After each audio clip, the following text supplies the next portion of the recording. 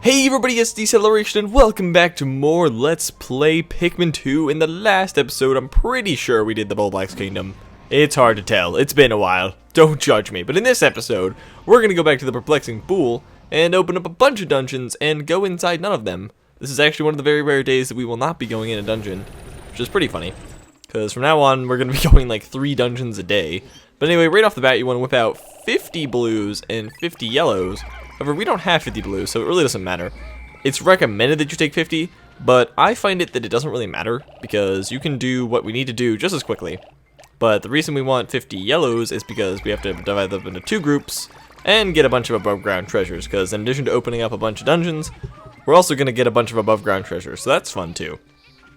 But oh my god, to explain, this is the 5th time I am recording this day. This is like the cursed day. Like, when I was set out to record this, I was like, this day is going to be easy, because it's one of the very few days that we don't have a dungeon. This shouldn't be difficult at all. And then everything that went wrong, and I was a sad panda. On the first day, we left behind like 20 Pikmin somehow, even though I don't know how that happened. So that was kind of crappy. Tried to record the thing again, and then halfway through that day, somebody called me on Skype, and I was like, oh crap, forgot to go D&D. And then on the 3rd day, I don't remember what happened. Did I drown people? Yeah, the 3rd day I drowned yellows, and 4th day, I dismissed my blues in front of an electric fence, and they all killed themselves. So, that is my sad story for today. I hope you all enjoyed it. But anyway, yeah, so this is like my 8th time recording this. But this day should not actually be hard at all. Anyway, we're going to want to... Oh, wait, I'm not giving them enough. We're going to want to throw, like, 16 or so yellows over there to the side, because we're going to need them later. And then, the reason I threw my blues arbitrarily to the side while I was explaining how bad I am at Pikmin, was because in this game, blues can actually save other Pikmin from their drowning. While they're drowning, they can save them. Which is pretty cool. I'm pretty sure they couldn't do it in Pikmin 1. I'm, like, 90% sure that was not a thing. So it's really cool if they added that. But we had them here just in case our yellows would fall off the side, but none of them did. And none of them did in the past 5 recordings either. So I'm not even quite sure why I put them there anymore. And you have to be careful because the toady bloister over there will sometimes go over and eat them. Now here, I'm going to dismiss my Pikmin far away from the wall so they don't all run into it and kill themselves. Because it's happened. Also, Wogpole, did you really just have to jump out of the water and breakdance just because I was recording? I see how it is. But anyway, yeah. So we get our yellows over there, bringing down that wall. That wall leads to the shower room, which is a dungeon that I'm pretty sure we won't be going in for at least a little while. So while the yellows are doing that, we're going to want to get behind the Toady Bloister and kill him, because he has an above ground treasure as well. And the way you want to fight Toady Bloisters is basically to throw your Pikmin from the throw your Pikmin from the side. Oh my god, I had a heart attack. If you throw them from the side, when they miss him, which will be pretty often. Whoa, okay, jeez. That was awesome. I never usually take him down that quickly. But yeah, if you throw them from the side, geez, I don't even get to finish explaining while he's actually still alive. The Pikmin that miss will just kind of... You guys, there's definitely, like, way too many of you right there. Can you guys stop being dumb? Like, look, oh, thank you. Jesus. If you throw them from the side, if I can finish my own thoughts, when they miss, they will go to the side of him instead of in front of him, if you threw them from the back. Because the only way he can kill Pikmin is, like, if they're in front of him for, like, 5 seconds. He takes a really long time to attack. So just throw them from the side and you should be okay. I can't believe how fast I took him out. Because if you stand like right under his little bulb thing and spam Pikmin, they will get like immediately stuck. There's a couple ways that you can do that.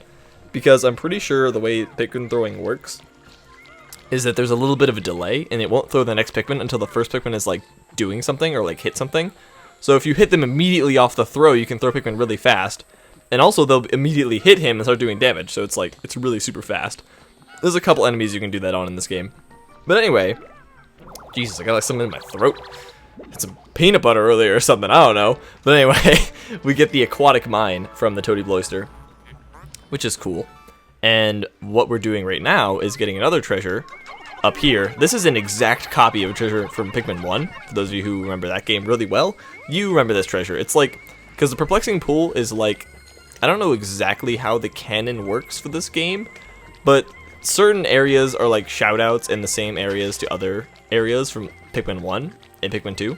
So like right here, like this is a really close copy to an area from Pikmin 1. This whole little area right here. So it's kind of cool that they had that little treasure right there, just as a little homage. But I'm pretty sure our other Pikmin are done now. However, yeah, we'll let the blues carry that back. And then, oh wait, we need some blues. That's what we need. Oh no, I didn't want to call you, blues. Oh wow, they like pushed it. Just pushing it out of the way, okay. But yeah, we needed more blues, so I let them have everything. The Toady Bloister gives you a lot of Pikmin also. I shouldn't pick these. Stop. Jesus. If I just leave them there, they'll become flowers, so. And we don't even need them right now, so all the better to leave them there.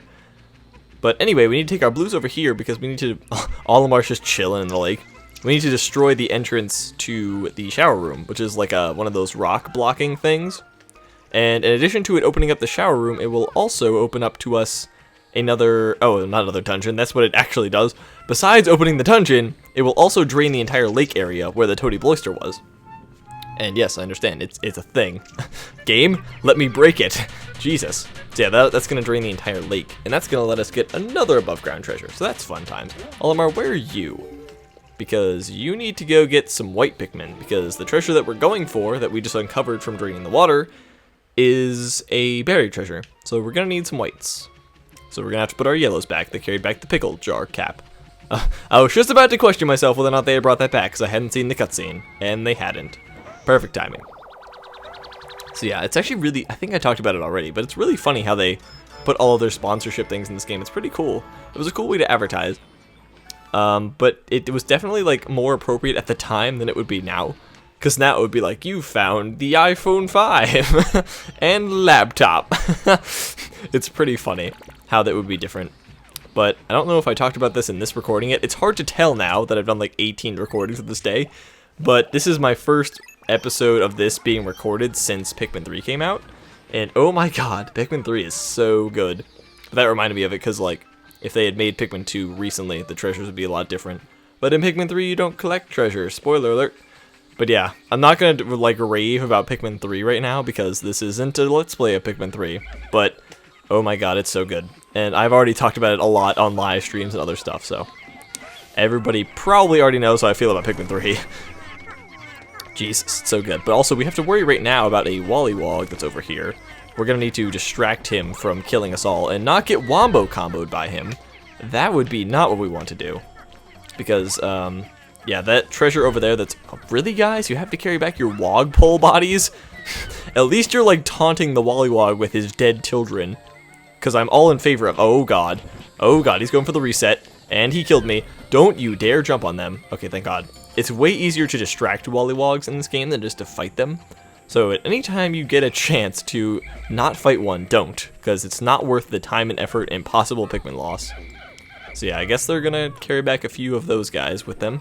I don't really care about that. Anyway, now that we've done that, we need to get one more above ground treasure. And then we're going to start working on opening up more dungeons. Best case scenario, we're going to open up 2 more dungeons. But I highly doubt we'll have enough time for that. It's also a little bit risque to go for those 2 dungeons, so I might just play it safe. But the first treasure we have to get involves using a bunch of our yellows, actually, which I'm not too thrilled about, but I'm thinking that I have enough time to do what I want anyway. But our treasure got back that was buried, I'm pretty sure, I forget what this one's called, something about food. Fortified delicacy. You think I would know if I recorded this day 5 times in a row. But oh well. So yeah, now we're gonna go open up the Glutton's Kitchen, which is a really cool dungeon, actually. Like, all of the dungeons in this game are very unique. I really like this game. All the dungeons are really cool. Also, yellows, where are you? Did I only have that many yellows? Are you kidding me? What? What? Did I seriously have... No, Yellows? What are you doing? Jesus, I didn't think this was necessary, but apparently we need to divide. There's like 20 of you left. So yeah, we need to throw 6 more. 1, 2, 3, 4, 5, 6. That was probably more than 6. Alright, 1 more than 6. Not too bad. What was I talking about? Alright, the Glutton's Kitchen. Really cool dungeon. We're not going to get to go there today, but we're going to open it up today. One of my favorite dungeons in the game. I don't really know why. It's just like really unique. There's another dungeon like it called the Hole of Snagrits, which we will also be going to a little bit later.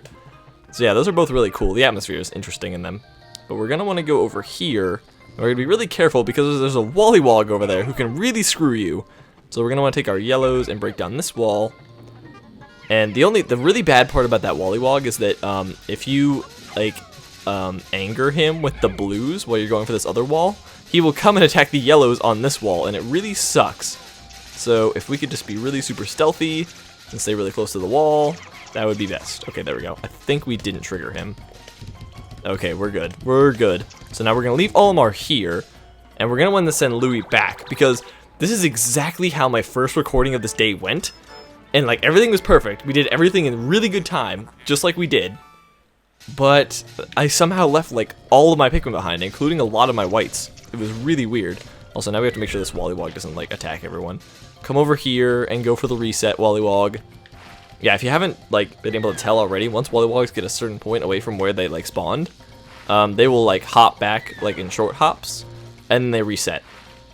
So, but if you just aggro them one time and they do one hop in one direction, then they could probably go for your other Pikmin and they would be bad. So hopefully he didn't do that. Let's actually check, because I'm really super paranoid about that one Wollywog. Okay, yeah, he's doing his little reset, so hopefully he doesn't kill everyone. That would be disadvantageous to my run. Holy crap. So yeah, we're going to have Louis round up all the Pikmins and put them all back in their onion, just to be sure. And that's another thing I like about Pikmin 3, is that it shows you the regions of which your Pikmin will be safe. Like when it gets close to the end of the day, it's like, if your Pikmin are within this space, they won't die. And it's super nice that they did that. So yeah, but I'm going to try to avoid talking about too much Pikmin 3 in this LP, because this is an LP of 2, not 3, so I apologize if I, like, ramble about Pikmin 3, because it's so good. But definitely let's play it in the future, but not now, because we got a Let's Play Pikmin 2 right now. Okay, so we're going to want to put all of our blues back. There's really nothing else we need to do today, anyway. We're just going to let those wall breaks take their course. Also, 1 blue, why didn't you go in your onion, man? So yeah, we have 44 blues in the onion alone. We also have like 20 in the field, so we are looking way better on blues than when this day started.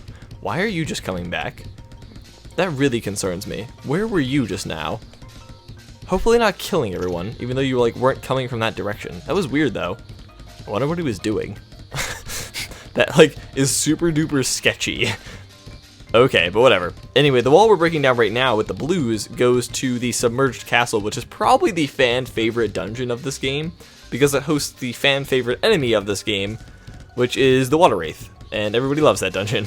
In fact, I was doing a live stream of Pikmin 2 for a charity live stream, and everybody wanted to see the Water Wraith. It was pretty funny. But yeah, we'll get to that. In fact, the guide that I'm following for this, that I'm sort of following, what the hell? Leaf dude, what are you doing? But anyway, the guide that I say sort of following because I'm taking 2 guides. I'm taking a guide that does this game in 8 days and a guide that does this game in 16 days, and I am like fusing them into my own hybrid guide that does it in like 13 or like 12. I don't know how many days we're going to be done in. But anyway, like both of those guides don't tell you to do the submerged castle until like really super late, but I'm probably going to say screw both of them and do it like soon, because the reward you get from it, that's like your suit upgrade, is like really super helpful. So I'm probably going to do it before it tells me to. So just as a heads up, the Water Wraith will probably come sooner than I was planning. Not that it matters to you that it's coming sooner than I was planning, but oh well. There was a point there, I swear. Also, the yellows are taking a really super long time, because unfortunately we didn't have as many as I usually do. But it should be okay, because I wasn't even expecting to have the blues be done with this wall, but it looks like they probably will be, which is really good, because that leaves only 1 wall left to break down while we're here, and it's that wall over there, and that's for an above ground treasure, and that wall is actually not that hard to break down. So the perplexing pool is like almost done. This game, like, it's a really big game and everything, but if you know exactly what you're doing, you can do it really quickly. Like, we're almost done with the Awakening Wood. We have 1 more dungeon to do there, and like 2 above ground treasures, and we're just done with that whole area. Holy crap. This game goes by so quickly. Oh, yellows, you're done. Okay. Well, I'm gonna wait. I'm gonna hope that the blues finish up in time, because you gotta be careful about getting these guys out of here without the Wollywog killing us all. That would be super depressing. Also, wait, you guys are like following me? This is a problem. Let's just dismiss everyone that's following us. I don't know why you guys were following me. Luckily, they didn't jump into the water and drown themselves. That would have been poor. Alright, let's just check the map, actually, because I'm really super concerned about leaving Pikmin behind. I'm, like, really concerned. Because my past runs of this day have not gone well. Safe to say that. Oh my god, can you guys finish this wall, please? Holy crap. Oh, only 10 seconds left. Okay, you know, we're not even going to chance it. Because when we come back to do the dungeon, we're going to have to bring, like, all of our blues anyway, because it's a blues-only dungeon. So I don't even care if we don't have... Okay, wait, 50 out of 50. GG. No, I didn't want to trigger the Glutton's Kitchen cutscene, because we do not have the right Pikmin layout for that. Holy crap. Alright, let's just go to sunset before everything goes poorly. Okay. Now, If by some means everybody somehow dies, I will be super upset.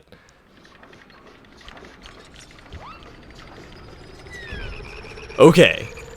There's like 1,800 Wollywogs in the spawn, which is really weird. But I'm pretty sure we didn't leave anyone behind, and I'm pretty sure we didn't lose anyone, because that day should not be a day where you lose Pikmin. Holy crap. Like, I may sound way too excited, but I will probably splice in, like, all of my failed recordings, because I didn't save all of them, but I'm pretty sure I saved most. But yes, no Pikmin lost. Oh my god. That was, like, such, like, a clown show of recording. Oh my god, I apologize. But anyway, the president says, "Hello, I'm still the lamb from debt collectors.